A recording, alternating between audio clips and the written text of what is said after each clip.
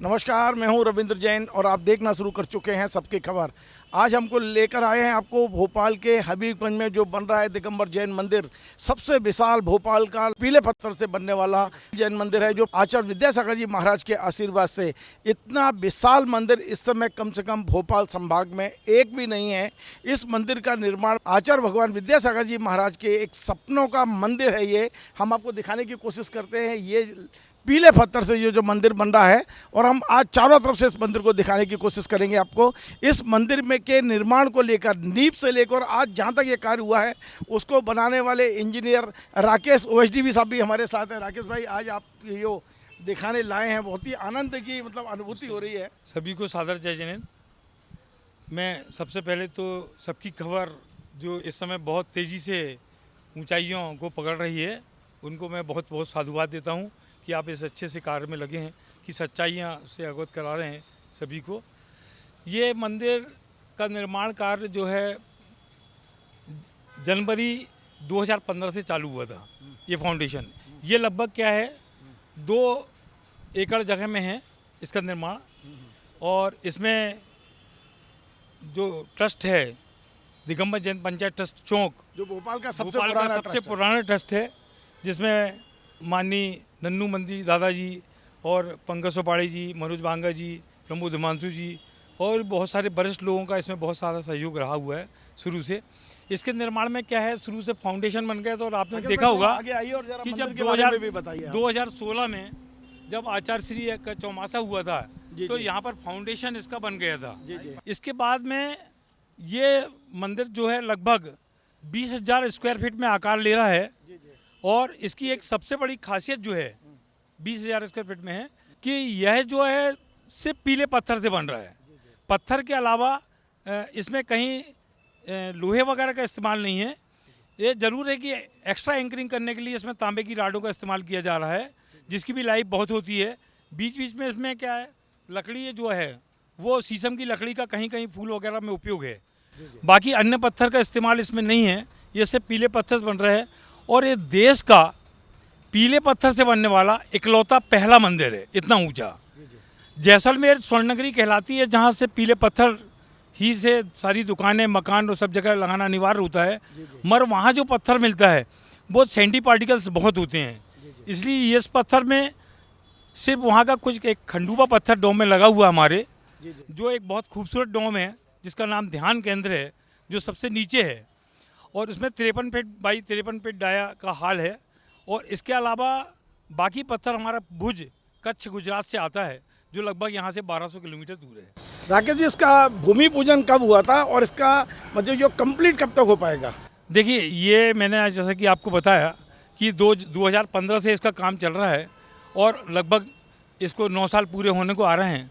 इस 9 साल में 1 साल चौमासे में भी गया, 2 साल इसमें करीब कोरोना काल में गए। तो इसलिए क्या है कि अभी जो प्रोग्रेस चल रही है वो हमारी लगभग 60% कार्य पूरा हो चुका है। ये 153 फीट ऊंचाई का मंदिर है और इसमें अभी हम जिस ऊंचाई पर खड़े हैं इस समय, ये लगभग 50 फीट ऊंचा है ज़मीन से। यह ज़मीन में 16 फीट में इसका फाउंडेशन है, जो पूरे पत्थर से बना हुआ है।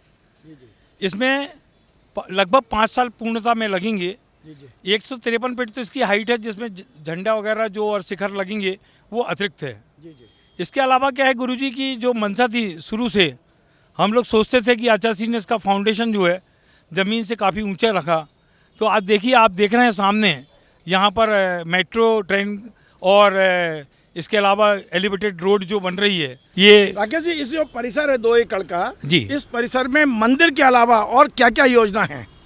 देखिए, मंदिर के अलावा इस परिसर में जैसे हिंदी भवन बनेगा और इसका हथकरघा बनेगा, औषधालय बनेंगे जिसमें होम्योपैथिक का, आयुर्वेदिक का, छोटे छोटे ये भी सब बनेंगे। कोचिंग करने के लिए स्थान रहेगा इसमें, जो अभी हमारे अनुशासन के नाम से ये यहाँ पर ऑलरेडी काम चल ही रहा है, बच्चे निकल ही रहे हैं, समाज के बच्चे।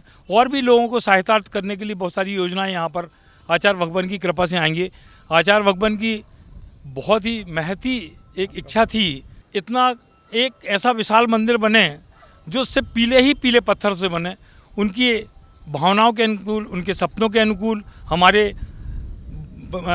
आदरणीय परम पूज्य भैया जी श्री विनय भैया जी का इसमें निर्देशन लगातार मिलता रहता है हम लोगों को। हमारी पूरी निर्माण कमेटी, इसमें जो है निर्माण कमेटी, उन सारे लोगों का, जिसमें हमारे मनोज बांगा जी हमारे समाज के अध्यक्ष हैं, हमारे देवेन जी विश्व संयोजक हैं, हमारे सदस्य आए श्री विनोद चौधरी जी हैं, और मिस्टर जितेंद्र जी जो इसका व्यय का काम देखते हैं, पार्टी की मनोज एम के इसमें इलेक्ट्रिकल का काम देखते हैं, बाकी सब लोग भी इसमें लगे हुए हैं और बहुत बढ़िया तेज़ी से काम चल रहा है। आप इस एक बात और मैं जानना चाहता हूँ जी, आचार्य विद्यासागर जी महाराज की प्रेरणा से अभी तक पूरे देश में सबसे बड़ा मंदिर बना है कुंडलपुर में जी। अपन कह सकते हैं कि कुंडलपुर के बाद सबसे भव्य जिनालय भोपाल में ये जो हबीबगंज का बन रहा है यही होगा। देखिए, कुंडलपुर जो बना है वो लंबाई की दृष्टि से बहुत ही बढ़िया है, और बाकी देश के वो तो एक इकलौती ऐसी चीज़ है, पूरी दुर्लभ, पूरे संसार के लिए एक प्रसिद्ध जगह है, जहाँ पर वहाँ पर चमत्कार भी बहुत होते हैं, बड़े बाबा के होते हैं। मगर यहाँ पर भी छोटे बाबा हमारे आचार्य विद्यासागर महाराज जी विराजमान हो चुके हैं 2016 में, और अभी से लोग नीचे जो ध्यान केंद्र बन गए हैं, जब लोग अवलोकन करने आते हैं तो यहाँ पर भी इतने नई नई अनुभूतियाँ उन लोगों को प्राप्त होती हैं, और बहुत ही बढ़िया इको साउंड यहाँ पर आता है। राकेश जी, पिछले 16 से लगातार आप यहाँ अपना समय दे रहे हैं, आपको क्या अनुभूति हुई? आपको भी कोई जीवन में चमत्कार जैसा दिखा हो? तो आचार्य जी का सीधा सीधा आशीर्वाद आपके ऊपर है, आपको ये सारी प्रेरणा, इतनी हिम्मत कहीं ना कहीं से तो मिलती होगी। आप बिल्कुल सही कह रहे हैं। मुझे माननीय मंत्री जी का ओएसडी रहा हूँ, और मेरी 42 साल की नौकरी है। इसमें मैंने अभी एमटेक भी किया हूँ 5 साल पहले सीटीएम से, कंस्ट्रक्शन टेक्नोलॉजी और मैनेजमेंट से। मगर मेरे को जो मज़ा इसमें आता है, मालूम नहीं क्या गुरुजी ने कैसे मुझे सेलेक्ट किया। ऐसे उनके सिलेक्शन के बाद मेरे को बस एक ही नित नए पर पूरे टाइम मेरे मन में सिर्फ मंदिर ही मंदिर रहता है, और बार बार मंदिर ही रहना। और जब मैं खुद इसको देखता हूँ ना भैया, तो वाकई में मुझे लगता है कि कितना विशाल अद्भुत मंदिर बन रहा है, वो कितनी कलाकारी, एक एक चीज़ों का देखने ध्यान रखना। तो कहीं मेरी ये तो कैपेसिटी नहीं है, कहीं ना कहीं कोई देव शक्ति आचार्य गुरुवर की कृपा से मेरे आसपास सदैव बनी रहती है। जब भी मैं मंदिर में होता हूँ, तो जब मंदिर परिसर से बाहर जाता हूँ तो मैं फिर सामान्य व्यक्ति हो जाता हूँ। मोटे तौर पर जो तकनीकी है, ये जिस तरह पत्थर का आप बना रहे हैं, सीमेंट का उपयोग नहीं कर रहे, लोहे का उपयोग नहीं कर रहे, न्यूनतम उपयोग है शायद सीमेंट का, लेकिन इसकी लाइफ क्या होगी? आपको क्या लगता है कब तक ये, कितनी मतलब पीढ़ियों तक ये जैन धर्म की यशो पताका को फहराता रहेगा मंदिर? देखिए, मैं क्वालिटी कंट्रोल का मास्टर हूँ, और मुझे मालूम है कि सीमेंट जो होती है इसकी अधिकतम आयु जो है 100 वर्ष होती है। इसमें सीमेंट सांकेतिक रूप से लग रही है, मगर सीमेंट का जो एडिसिव बना होता है वो लॉस हो जाता है, मगर सीमेंट वहाँ मिट्टी के रूप में रहेगी, उसके बाद मिट्टी के रूप में, मगर उसका कहीं कोई उपयोग नहीं है। इन पत्थरों में आपस में इतनी पकड़ है। हमारे आर्किटेक्ट हैं मिस्टर बीरेंद्र त्रिवेदी, जिन्होंने दिल्ली का अक्षरधाम बनाया है, और जो अभी संसद भवन में भी उनका काम चल रहा है, बहुत योग्य आर्किटेक्ट हैं। उनके साथ में उनके सहयोगी हैं मिस्टर नीलेंद्र त्रिवेदी जी, नीलेश जी, वो भी इसमें बहुत बढ़िया सहयोग कर रहे हैं। तो इसमें हमारे को जो जिस तरीके से हम लोग फिटिंग पे पूरा ध्यान रख रहे हैं, बड़ी बारीकी से ध्यान रख रहे हैं, पूरी फिटिंग देखिए आप, कितनी शानदार फिटिंग कर रहे हैं हम। मतलब कई जगह तो हम लोग हेयर मतलब चला जाए, मतलब ऐसी फिटिंग भी कर रहे हैं। तो ऐसा लगता है कि ये कम से कम 1000-2000 साल तो ये एज इट इज़ रहेगा, जैसा भी है। अभी कितनी लेबर लगी है यहाँ पर? कितने मजदूर काम कर रहे हैं प्रतिदिन यहाँ? अभी हमारी एक कार्यशाला है यहाँ से समसगढ़ में, और समसगढ़ में हमारी जो कार्यशाला है वहाँ पर करीब 4 एकड़ में हमारा काम चल रहा है। वो यहाँ से करीब 10 किलोमीटर करीब यहाँ पर दूर है। वहाँ पर हमारी कटर मशीनें लगी हुई हैं, ट्रैक्टर हैं। वहाँ से हमारा चूँकि धार्मिक स्थान है, और वहाँ से हमारे पास में जो है पत्थर बन के आता है।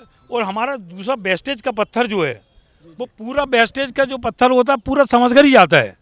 ऐसा नहीं है कि हम कोई वेस्टेज का पत्थर यहाँ पर कहीं डलवा दें, ताकि कहीं पर भी इस पत्थर के, इस मंदिर से के जो अवशेष से छोटे पत्थर हैं, उनका इस्तेमाल हम लोग समसगढ़ मंदिर की बाउंड्री वाल वगैरह बनाने में कर रहे हैं। और काम हमारा वहाँ से तैयार होकर छोटे छोटे पत्थर हम लोग वहाँ तैयार करते हैं।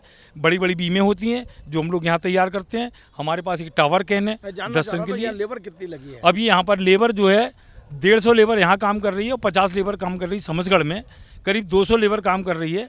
हमारी खदान पे भी लेबर काम करती है, वो भी हमारी 40-50 लेबर होती है। राकेश भाई, एक चीज़ और है कि इसकी लागत क्या होगी अंदाज एक, मतलब हर व्यक्ति की इच्छा होती है, जब चीज़ को देखता है तो स्वाभाविक इच्छा होती है कि कितने लागत का बना होगा ये।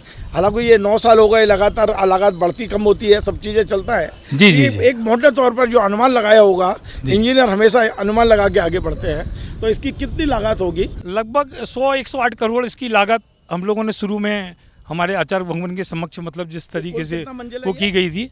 ये जो है नीचे ध्यान केंद्र है, पहले उस ध्यान केंद्र, इस मंदिर की एक सबसे बड़ी खासियत है कि इसमें बीच में एक 53 फीट डाया जो ध्यान केंद्र है, जो सौसर के आकार का बना हुआ है बजाय कप के आकार के, जो एक यूनिक है। मतलब इसके अलावा इसमें चारों तरफ जो है संत भवन के नाम से हमारे संतों को रुकने की व्यवस्था की गई है। तो देखिए बीच में ध्यान केंद्र है, लोग ध्यान करेंगे, आजू बाजू में संत लोग आके रुकेंगे और उसके ऊपर मंदिर है और नीचे तो पूरा आप देख रहे हैं कि धरती माता है। सहस्त्रकुट जिनालय भी हाँ, बनना है अभी, तो इसमें क्या है कि प्रतिमा रखी जाएंगी। इसमें 3 त्रिकाल चौबीसी भी है। त्रिकाल चौबीसी पहले एक हाल है, आजू बाजू में 3-3 बेदियां हैं, 3 मंजिल की 3-3 बेदियां हैं और बीच में 4 मंजिल बेदियां आएंगी। इस प्रकार से 10 बेदियां रहेंगी। उन ऊपर के फर्स्ट फ्लोर, सेकंड फ्लोर और थर्ड फ्लोर में 3 चौबीसी रहेंगी, भूत वर्तमान और भविष्य की। और यात्रियों के लिए कोई सुविधा रखी है आपने यहाँ? हाँ, मैं बाहर से वाले यात्री, क्योंकि एक तरह से आप ये तीर्थ का निर्माण कर रहे हैं। अभी देखिए, आप देख रहे हैं अभी कि इसके आजू बाजू में नाला बह रहे हैं 2 तरफ से। एक तरफ में यहाँ पर काफ़ी झुग्गियाँ हैं, सिर्फ सामने का रोड है इतना। उसके बाद में ऐसी जगह में अभी तक लगभग 1500 टाला पत्थर, पीला पत्थर लग चुका है। कितना दुर्लभ है यहाँ पे कार्य करवाना, कितना मुश्किल कठिन कार्य है। और अब जहाँ तक आपने रुकने की बात की, तो रुकने के लिए अभी हमारे पास बिल्कुल जगह नहीं है, पूरा भरा पड़ा है। 2 एकड़ का परिसर है हमारा। मगर भविष्य में रुकने के लिए पूरा स्थान रहेगा, ताकि धर्मशालाएं बनेंगी, रुकने के लिए, पढ़ने के लिए बच्चों के लिए स्थान रहेगा और बहुत ही व्यवस्थित तरीके से कार्य होंगे यहाँ पर। सारे संत आते हैं, बहुत खुश होते हैं। आप सबने मेरे को सुना और आपने मेरे को ऐसा अवसर दिया, मैं आपका बहुत बहुत आभारी हूँ। चलिए, बहुत बहुत धन्यवाद राकेश जी का। और हम पूरे समाज की ओर से राकेश भाई का साधुवाद देते हैं। निश्चित तौर पर पिछले 5-7 साल तो लग के घर परिवार व्यवसाय सब कुछ छोड़कर इन्होंने इस मंदिर के निर्माण में अपना तन मन और धन सब कुछ झोंक दिया है। ऐसे श्रावक मिलना भी आज इस युग में बहुत कठिन है। आचार्य भगवान की कृपा आप पर बनी रहे। पीले पत्थर से बन रहा है भोपाल में दिगंबर जैन मंदिर और इसका निर्माण कर रहे हैं पंचायत कमेटी ट्रस्ट भोपाल। इसके अध्यक्ष मनोज जैन बागा जी हमारे साथ हैं। हम उनसे जानने की कोशिश करते हैं मंदिर का महत्व क्या है, मंदिर की लागत क्या है, मंदिर में क्या अन्य सुविधाएं भी आप देने की तैयारी कर रहे हैं। मैं बहुत बहुत स्वागत है मनोज जी आपका। बहुत ही विशाल मंदिर बनाने के लिए आपको बहुत बहुत बधाई। मैं सबसे पहला प्रश्न ये पूछना चाहता हूँ, मंदिर जो ये बन रहा है इसकी लगभग क्या लागत है और इसका पंच कल्याणक आप कब तक आचार्य जी के सानिध्य में कराने की तैयारी कर रहे हैं? सबसे पहले तो आचार्य भगवान की बड़ी कृपा है कि भोपाल जैन समाज के ऊपर बड़ी कृपा करी उन्होंने कि आज इतना बड़ा एक जो राष्ट्रीय स्तर पर बल्कि अंतर्राष्ट्रीय स्तर पर जो मंदिर का निर्माण हो रहा है, भुज और जैसलमेर के पीले पत्थरों को बहुत ही कारीगरी, जो सभी जगह के कारीगर यहाँ हैं, बारीक कारीगरी उसमें की जा रही है। राकेश जी OSD हमारे मंदिर निर्माण समिति के संयोजक हैं, उनकी देखरेख में, निर्माण समिति की देखरेख में कार्य हो रहा है। भोपाल जैन समाज का पंचायत कमेटी ट्रस्ट का सौभाग्य, गुरुदेव ने हमारे ऊपर अनुकंपा की, कृपा करी और हमें मंदिर निर्माण का आशीर्वाद दिया। उनके मार्गदर्शन में, आदरणीय प्रतिष्ठाचार्य विनय भैया जी के मार्गदर्शन में हम मंदिर का निर्माण कर रहे हैं और लगभग इसकी लागत 120 करोड़ रुपए के लगभग हो सकती है संभावित अंत समय तक। और गुरुदेव का जैसा हमको आशीर्वाद प्राप्त हो रहा है, जैसा उनका मार्गदर्शन प्राप्त हो रहा है, उस हिसाब से हम काम कर रहे हैं और लगभग 2024 में पंच कल्याणक संभावित है। हम मनसानुसार इस काम को तेज गति से कर रहे हैं और सबको सही रहा, गुरुदेव का आशीर्वाद बराबर रहा, तो हम 2024 में पंच कल्याणक करने के तैयारी हैं। आपको हमारा ये कार्यक्रम पसंद आए, आप इसे शेयर करें, लाइक करें, कमेंट करें और आपसे बार बार निवेदन है हमारे इस चैनल को सब्सक्राइब अवश्य करें। धन्यवाद।